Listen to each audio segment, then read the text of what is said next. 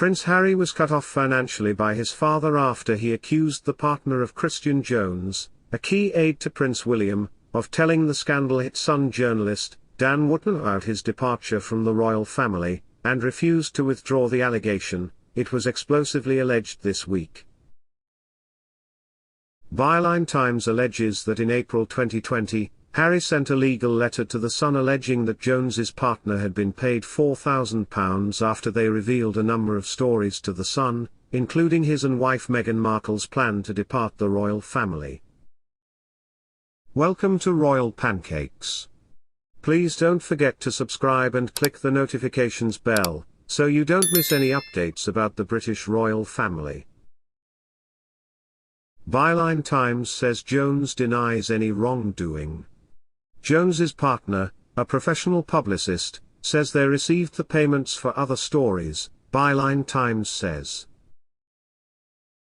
Harry was, at that stage, living in Canada with his family, and as a result of the so-called Sandringham Summit was receiving £700,000 funding for a trial year.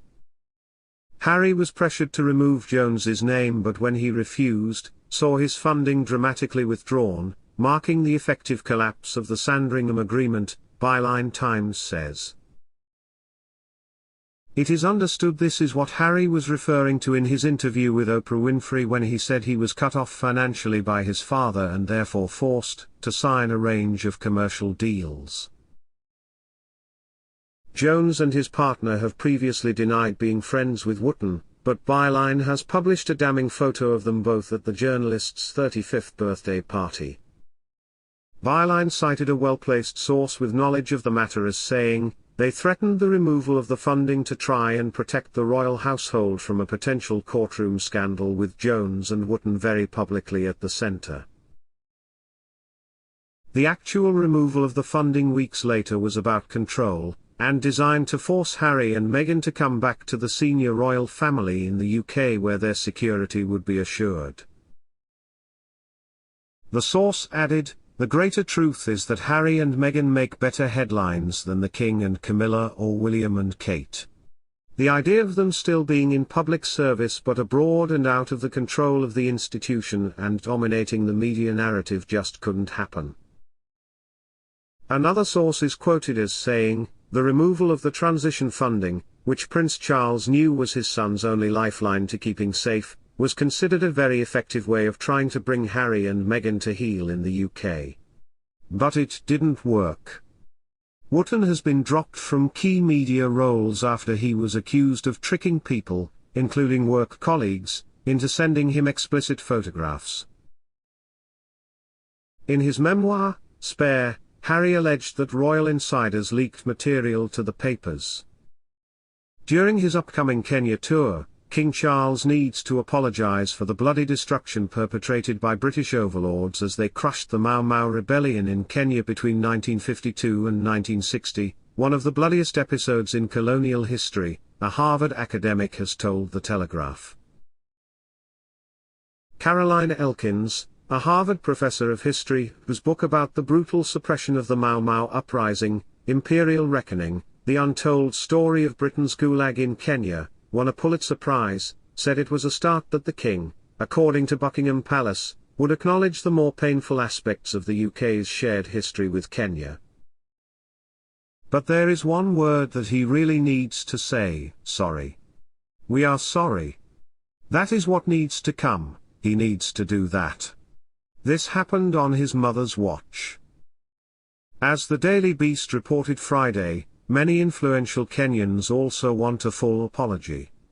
Dominic Kiri, a Kenyan athlete and double Olympian-turned-writer, told the Daily Beast, a royal visit in itself is not something that many Kenyans would have wanted or needed, because it awakens thoughts and feelings about the colonial past that many people have buried and never want exhumed. Kiri comes from a region in the Rift Valley where, he says, the scars of colonialism can still be felt and seen. The people in Kericho were driven out of their homes and their ancestral lands and forcibly resettled in Nyanza, on lands that were infested with the tsetse fly, which it was hoped would kill them. A royal visit only serves to remind people about the injustices that were committed and the pain they suffered, so I cannot believe it is something Kenyans would be eager to see or witness. The people whose land was stolen still live among the farms, Kiri said, adding, I see the visit by the royals as a way of the colonists saying to Kenyans, we are still around. You are not as sovereign as you think you are. Kiri dismissed the generalized expressions of contrition made by Charles' office, saying that what was needed was reparations to ensure people are compensated. Asked about the prospect of an apology, a spokesperson for Buckingham Palace said that as the King is travelling to Kenya, the request of the British government questions about an apology would be a matter for them. They directed the Daily Beast towards the text of the 2013 apology. The Foreign Office did not respond to a request for comment. An official source in the King's office said, the visit will acknowledge the more painful aspects of the UK and Kenya's shared history.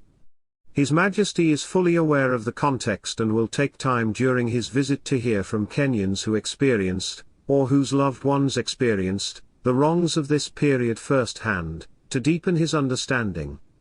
As well as acknowledging the wrongs of the past, the visit will look to the future, celebrating the strong and dynamic partnership which exists between Kenya and the UK.